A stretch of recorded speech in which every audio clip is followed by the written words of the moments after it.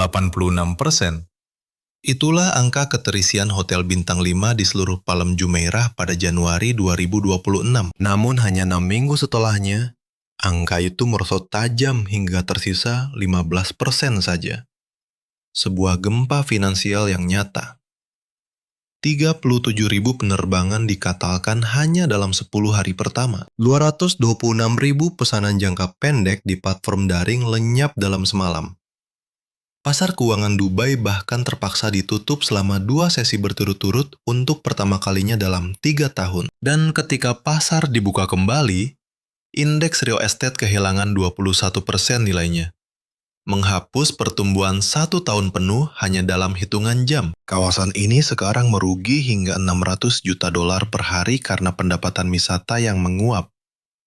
Namun, tahukah Anda apa yang sebenarnya paling mengerikan? Di balik semua angka itu, di bawah pasir, batu rekayasa, dan mimpi yang dituangkan ke Teluk Persia, pulau ini perlahan tenggelam sekitar 0,2 inci setiap tahun selama lebih dari 1 dekade. Inilah kisah nyata tentang apa yang terjadi saat kota paling ambisius yang pernah dibangun harus menghadapi satu hal yang tidak pernah dirancang untuk ia tahan. Apakah ini krisis sementara atau awal dari kehancuran sebuah ikon?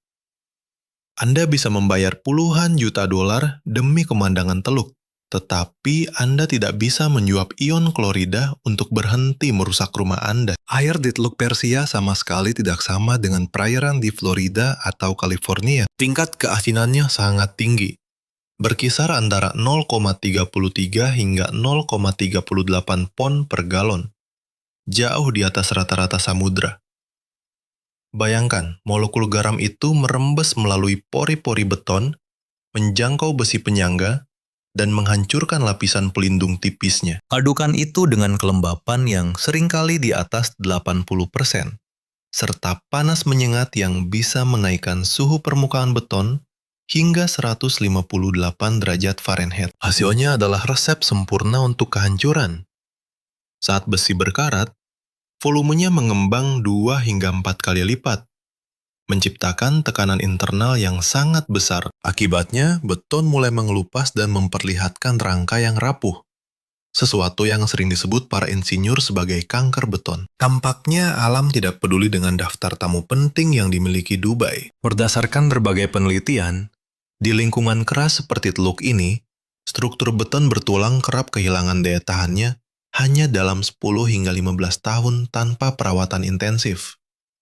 Sebagian besar villa di Dahan Palm selesai dibangun antara tahun 2006 hingga 2010. Memasuki tahun 2026, kita kini berada tepat di titik kritis garis waktu tersebut. Teknologi pemadatan getar memang bisa memperkokoh fondasi, tetapi tidak mampu melindungi villa-villa rendah dari udara asin dan naiknya permukaan laut. Retakan halus pada semen yang kerap diabaikan orang sebenarnya adalah lonceng peringatan akan kegagalan struktur. Ini persis seperti mengoleksi mobil klasik Cadillac, namun membiarkannya tergeletak di pantai selama 2 dekade tanpa penutup atau pelindung karat sama sekali. Memperbaiki rumah di daratan adalah satu hal biasa, tetapi merawat villa di atas dahan palem di tengah laut lepas adalah perkara lain yang sepenuhnya berbeda. Anda membutuhkan penyelam, tongkang, serta peralatan laut khusus. Biaya logistiknya bisa melonjak 3 hingga 6 kali lebih mahal dibanding proyek perkotaan biasa. Kini, biaya layanan tahunan di area super mewah ini kian mahal. Apartemen kelas atas bahkan mencapai 16 hingga 19 dolar per kaki persegi. Untuk sebuah villa seluas 5.000 kaki persegi, biaya pemeliharaan dasar saja bisa mencapai puluhan ribu dolar per tahun. Belum termasuk perbaikan struktur besar-besaran yang dapat menyentuh angka 400.000 dolar per unit. Namun masalahnya bukan sekadar uang, melainkan siapa yang mau membayarnya. Data menunjukkan sekitar 25% villa di dahan-dahan tersebut kini kosong atau tidak terawat. Sebagian besar pemiliknya adalah investor global, orang-orang yang melihat properti ini hanya sebagai instrumen investasi daripada sebuah rumah tinggal. Mereka seringkali tidak ada di tempat, dan kecenderungannya adalah menekan biaya perawatan demi memaksimalkan keuntungan jangka pendek. Meski pengembang besar seperti Nahil telah beralih ke model manajemen berbasis biaya, tanggung jawab pemeliharaan struktur kini sepenuhnya diserahkan kepada masing-masing pemilik. Tanpa dana cadangan terpusat yang memadai, kita sedang menyaksikan skenario ekonomi klasik yang dikenal sebagai tragedi kepemilikan bersama. Saat setiap individu mencoba menghindari tanggung jawab, nilai keseluruhan kawasan pun ikut merosot. Tampaknya memiliki alamat di Palm Island pada tahun 2026 bukan lagi simbol kecerdasan finansial yang selama ini diyakini orang. Sebaliknya, rasanya seperti memegang tiket kelas 1 di kapal yang perlahan terkikis air laut dari bawah. Sementara orang-orang di sekitar Anda masih sibuk bersulang merayakan kemegahan dinding marmer di atasnya. Bagaimana menurut Anda? Apakah harga untuk kemewahan abadi ini kini sudah terlalu mahal? Pada intinya, ke-17 dahan dan area melingkar yang menjadi rumah bagi resor raksasa seperti Royal Atlantis dipaksa melewati satu jalur utama saja, yaitu bagian batang. Bayangkan, Anda harus menjejalkan seluruh kemacetan kota kecil melewati satu gerbang tol saja. Ketika proyek ini pertama kali dirancang pada tahun 2001, tampaknya visinya terbatas pada barisan pilar rendah yang tenang. Namun kemudian keserakahan atau optimisme berlebihan justru menyetujui gelombang pembangunan apartemen tinggi dan hotel raksasa. Persimpangan di gerbang masuk dari Jalan Sheikh Zayed kerap mencatat kemacetan hingga lebih dari 45% selama jam sibuk. Di tempat di mana setiap rumah tangga rata-rata memiliki antara 1,5 hingga 2 mobil mewah, jalanan di sana seolah menjerit menahan beban berat yang tak pernah dirancang untuk mereka sangga. Dan jangan terlalu berharap pada sistem monorelnya. Jalur ini terasa seperti mainan tamasya yang mahal ketimbang solusi transportasi nyata, karena bahkan tidak terhubung langsung dengan jaringan metro kota. Ketika Anda merogoh kocek ribuan dolar per malam untuk apartemen mewah, Anda tentu mengharapkan privasi dan eksklusivitas yang sebanding. Namun, apa eksklusifnya terjebak dalam antrean panjang kendaraan hanya untuk keluar dari hotel Anda sendiri? Konsep kemewahan itu kini mulai goyah. Survei terbaru menunjukkan bahwa tingkat kepuasan wisatawan di Palm Jumeirah telah merosot tajam dibanding 5 tahun lalu. Alasan utamanya, lokasi yang tidak praktis. Tampaknya kaum superkaya mulai menyadari bahwa waktu adalah aset paling berharga, dan mereka tidak ingin membuangnya sia-sia di dalam limosin yang merayap pelan. Itulah mengapa aliran modal mulai bermigrasi ke wilayah seperti Jumeirah Bay Island, tempat privasinya setara namun aksesnya jauh lebih lancar. Atau kembali ke pusat kota Dubai, di mana semua tempat bisa dijangkau dengan berjalan kaki. Jika Anda adalah seorang investor yang mencari keuntungan sewa, mungkin ini saatnya untuk berpikir ulang. Penyewa jangka pendek melalui Airbnb atau layanan resort cenderung mengutamakan kemudahan akses. Saat perjalanan menuju pusat kota memakan waktu terlalu lama, daya tarik pulau ini tidak akan lagi seindah apa yang tertulis di brosur. Namun, ada hal yang jauh lebih mengkhawatirkan daripada sekadar uang. Dengan struktur akses tunggal seperti ini, penanganan darurat dan keamanan menjadi jauh lebih rumit daripada sebelumnya. Kecelakaan kecil di jalan utama saja bisa mengubah seluruh pulau ini menjadi oasis yang benar-benar terisolasi. Tempat mobil pemadam dan ambulans harus bersusah payah menembus kemacetan demi menjalankan tugas mereka. Di era konsep kota 15 menit yang serba dekat, Palm Jumeirah justru tampak berjalan mundur melawan arus keberlanjutan lingkungan. Ini seperti jam tangan Rolex indah yang berjalan lambat justru di saat Anda sangat membutuhkannya. Maukah kita menukar kebebasan demi alamat mewah yang terjebak kemegahannya sendiri? Pertanyaan ini hanya bisa dijawab nyata saat terjebak macet parah di jalur utamanya. Masih ingatkah Anda sensasi segar saat berdiri menghadap deburan ombak di pantai lepas? Atau terpaan angin laut yang kencang di Monterey? Itulah sirkulasi alami. Di Palm Jumeirah, struktur pelepah palem dan pemecah ombak raksasa justru mematikan sebagian besar kekuatan energi gelombang laut. Hasilnya, genangan air yang mati.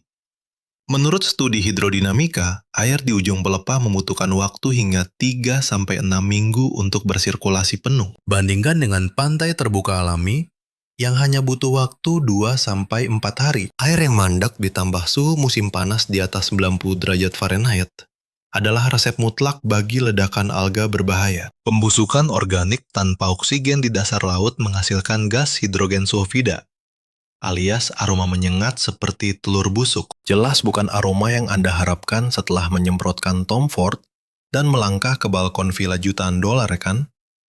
Kemegahan beton di atas laut ini tampaknya mulai pudar. Impian tentang surga bahari kini terbentur kenyataan pahit, di mana tumpukan batu besar dan tanggul beton menggantikan pemandangan alam yang indah. Lebih buruk lagi, penurunan tanah dan erosi pasir memaksa pengurukan buatan secara terus-menerus, mengerukan air yang tadinya dijanjikan sebening kristal. Berbagai investigasi menunjukkan lebih dari 70% turis elit kini beralih ke destinasi yang melestarikan ekosistem alam secara nyata. Di mata publik, Palm Jumeirah perlahan menjadi monumen keserakahan konsumsi berlebih, sebuah konsep usang yang mulai ditinggalkan zaman. Ketika kaum elit beralih ke proyek ekologis murni di Maladewa atau kawasan hijau lainnya, pulau buatan yang menimbun jutaan ton beton bukan lagi konten terbaik untuk dipamerkan di iPhone terbaru. Kenyataannya adalah properti tepi pantai hanya akan bernilai mahal jika kualitas air di depannya memang sepadan. Begitu laut berbau busuk dan keruh, rekor harga sewa selangit akan menjadi sejarah. Faktanya, kemunduran nilai properti ini sudah mulai terlihat jelas. Villa di pangkal pelepah dengan aliran air lancar jauh lebih stabil nilainya ketimbang unit di ujung yang mengalami stagnasi parah. Mari kita telisik siapa yang sebenarnya harus menanggung biaya fantastis pembuatan sistem pompa paksa atau saluran air baru demi mengatasinya. Jelas bukan pihak pengembang. Ini adalah beban finansial murni yang merusak timbal balik investasi jangka panjang para pemilik modal. Seiring ancaman pemanasan laut dan naiknya permukaan air akibat perubahan iklim, ketahanan tanggul pemecah ombak mulai dipertanyakan serius. Dalam 20 atau 30 tahun ke depan, apa yang tersisa selain tagihan perawatan selangit dan ekosistem buatan yang sekarat melawan alam? Mungkin membeli tiket penerbangan ke pantai alami di Hawaii adalah investasi yang jauh lebih waras dan menenangkan. Bukankah begitu? Pernahkah Anda berkendara melintasi kawasan super mewah sekitar jam 8 malam dan merasakan ada yang salah? Bukan suara gonggongan anjing atau tawa anak-anak, melainkan keheningan sunyi yang mencekam. Di Palm Jumeirah, ikon megah yang selalu dipuja, kesunyian itu kini menjadi wajah baru mereka. Inilah fenomena perumahan hantu yang nyata. Menilik data awal 2026, sekitar 22 hingga 28% villa di pelepah tidak berpenghuni. Dan ini bukan aset sewaan jangka pendek. Properti ini adalah rumah mati.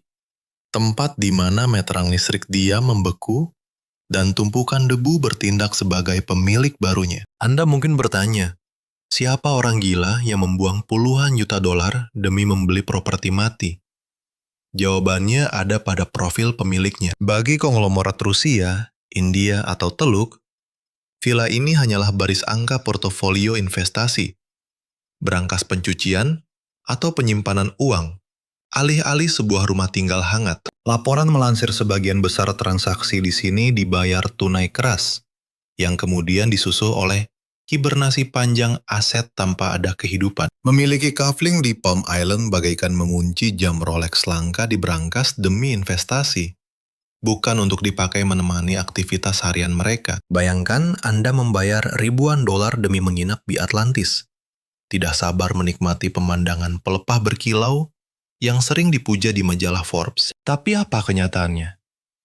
Begitu malam tiba, Anda hanya disuguhi deretan rumah gelap tanpa nyawa, jauh dari kesan komunitas elit yang hidup. Suasananya justru mirip film horor Alfred Hitchcock. Paradoks kemewahan ini jelas mulai menghancurkan ekspektasi psikologis para pelancong. Absennya manusia merusak rasa aman serta kehangatan lingkungan. Bahkan pelaku usaha jasa di sekitar kini mulai panik mendapati kenyataan ini. Untuk apa membuka kafe mewah atau gerai Starbucks di sana jika tak ada satupun jiwa yang memesan kopi atau membeli roti? Akibatnya, fasilitas penunjang menumpuk di jalur utama, membiarkan wilayah pelepah terisolasi sepi.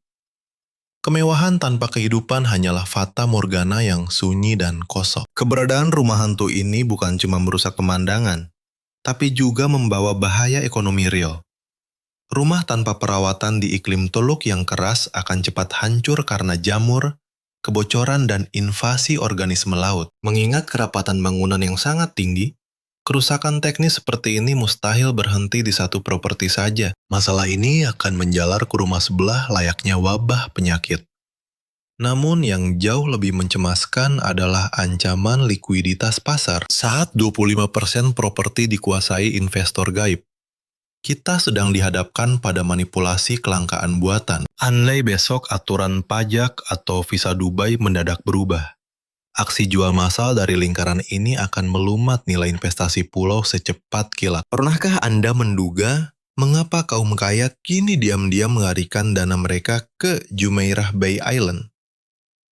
Jawabannya ada pada fungsi dan eksklusivitas nyata. Ketika Palm Jumeirah tampak seperti labirin raksasa yang melelahkan, pulau miliarder baru ini justru menawarkan jembatan langsung yang memangkas waktu tempuh ke Divsi hingga kurang dari 10 menit saja. Bebas macet, tanpa kebisingan, hanya privasi mutlak di samping resor mewah seperti Bulgari Resort. Lebih penting lagi, proyek baru di sini menggunakan material tahan garam generasi terbaru, bukan beton rapuh dari dekade lalu. Atau lihat saja Dubai Hills Estate, saat masyarakat tidak lagi terpikat pemandangan laut buatan, melainkan memilih lapangan golf 18 lubang yang hijau dan ruang hidup berbasis kesehatan. Pasca 2024, kaum elit tampaknya mulai menukar beton di atas air dengan taman hijau luas. Bukankah menghirup udara segar di halaman hijau jauh lebih menyenangkan daripada mencium bau air yang menggenang di ujung dahan buatan itu? Jika Anda dan saya lebih mempercayai data keuangan dibanding iklan majalah yang mengilap, mari kita soroti fakta ini. Sepanjang 2024 hingga 2025, saat harga properti di kawasan baru seperti Jumeirah Bay atau Tilal Al-Ghaf melonjak 2 digit, Palm Jumeirah justru kehilangan taji dengan pertumbuhan di bawah 5%. Untuk pertama kalinya dalam 1 dekade lebih, imbal hasil investasi atau ROI di sini merosot di bawah rata-rata pasar ultra mewah Dubai. Mengapa demikian? Tampaknya konsep premium dari Palm Island kini telah mencapai titik jenuh. Desain villa klasik awal tahun 2000-an kini terasa usang jika dibandingkan dengan konsep minimalis bersistem rumah pintar khas tahun 2026. Palm Jumeirah bagaikan komputer IBM jadwal. Masih bisa menyala, namun tak ada lagi yang mau memakainya untuk transaksi bernilai jutaan dolar. Aliran modal dari US dan Eropa cenderung sangat pragmatis. Berbagai laporan menunjukkan sekitar 65% investor ultra kaya kini mengutamakan proyek berlabel hijau dan berkelanjutan. Ini pukulan telak bagi Palm Jumeirah, pulau buatan boros sumber daya yang didera masalah biaya operasional dan tarif pemeliharaan yang tidak transparan. Apakah Anda bersedia membuang modal tambahan sebesar 15 hingga 20% dari harga properti hanya demi merenovasi villa tua di ujung dahan buatan itu agar bisa bersaing dengan pembangunan baru? Itulah risiko nyata pembukuan modal yang kini sedang menghantui banyak investor. Saat ini, tampaknya hanya area bulan sabit dengan proyek ultramodernnya yang masih bergeliat. Sementara sisa area pulau lainnya perlahan mulai kehilangan daya tarik. Pernahkah Anda bertanya-tanya, apa jadinya jika kepemilikan aset mewah ini tidak dibarengi komitmen jangka panjang? Di Dubai, menggelontorkan jutaan dolar untuk membeli properti sebenarnya hanyalah kesepakatan izin tinggal bersyarat melalui skema visa emas selama 10 tahun. Ini bukan jalan menuju kewarganegaraan, dan jelas bukan jaminan hidup permanen. Tanpa rasa memiliki atau andil politik jangka panjang, investor asing cenderung menganggap villa mereka sebagai instrumen keuangan berjangka.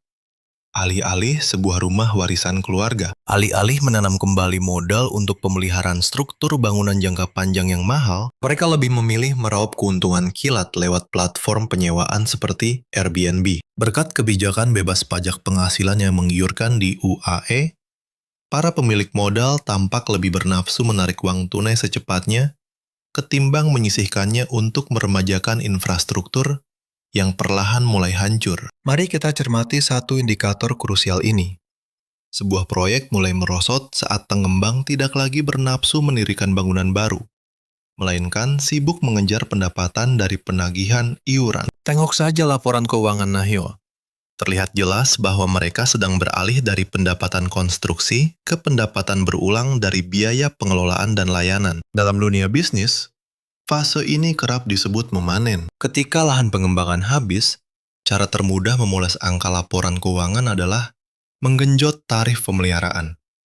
Bukankah ironis, membayar biaya kelola lebih mahal, sementara kualitas jalanan dan fasilitas umum tak kunjung membaik?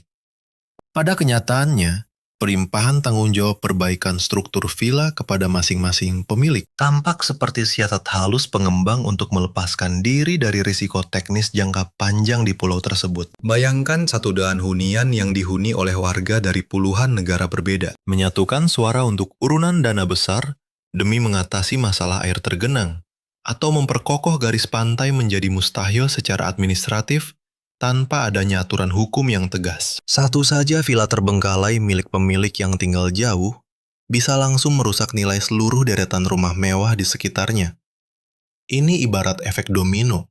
Seiring pudarnya prestis dan maraknya pola pikir instan, Palm Jumeirah terancam masuk ke dalam jurang kemunduran yang sulit dipulihkan kembali. Investor cerdas yang sepeka pialang di Wall Street kini mulai menarik modal diam-diam demi beralih ke proyek binan pengelolaan terpusat dan berkelanjutan seperti pulau privat baru atau kawasan ramah lingkungan di Saudi Arabia. Pada akhirnya, nilai dari seluruh properti mewah ini tampaknya sangat bergantung pada kebijakan imigrasi. Jika esok hari UAE mengubah aturan pajak atau syarat izin tinggal, menurut Anda apakah keuntungan kilat itu masih ada? Detik itu juga, villa jutaan dolar bisa mendadak berubah menjadi beban keuangan yang tak berharga. Dibandingkan pasar mapan seperti New York City atau London, tempat asosiasi pemilik rumah memiliki kuasa penuh menjaga standar lingkungan, tata kelola di Palm Jumeirah kian terasa usang. Kekuasaan penuh dipegang pengembang, tetapi semua beban tanggung jawab dilemparkan ke pemilik. Struktur timpang semacam ini tentu sulit mendukung pembangunan berkelanjutan menuju visi 2030. Anda mungkin mulai ragu apakah harga selangit itu sepadan dengan mimpi yang kian menua. Padahal sewa villa jangka pendek di sini masih berkisar antara 1.500 hingga 5.000 per malam. Tetapi yang kerap didapat justru sistem pendingin udara yang menggap-megap menahan terik teluk atau aliran air yang lemah, seolah mengingatkan bahwa usia infrastruktur ini sudah mendekati 20 tahun. Perbedaan mencolok antara foto pemasaran internet yang megah dengan realitas di lapangan kini menjadi sebuah pertaruhan. Bukannya deburan ombak yang menenangkan, Anda justru akan terbangun oleh deru mesin dari proyek pengurukan pasir berkala demi menyelamatkan pantai yang terkikis. Berdasarkan survei pada awal 2026, tingkat kepuasan pelanggan di sini merosot hingga 15% dibanding beberapa tahun silam. Tamu setia tampaknya mulai mencari kenyamanan baru di tempat seperti Dubai Islands atau resor-resor anyar di Ras Al Khaimah, di mana infrastrukturnya belum rusak digerogoti air laut dan kualitas pelayanannya masih sebanding dengan standar kelas kakap American Express Centurion. Untuk menyiasati lonjakan biaya pengelolaan dari pengembang, sejumlah pengelola properti tampaknya mulai diam-diam berhemat.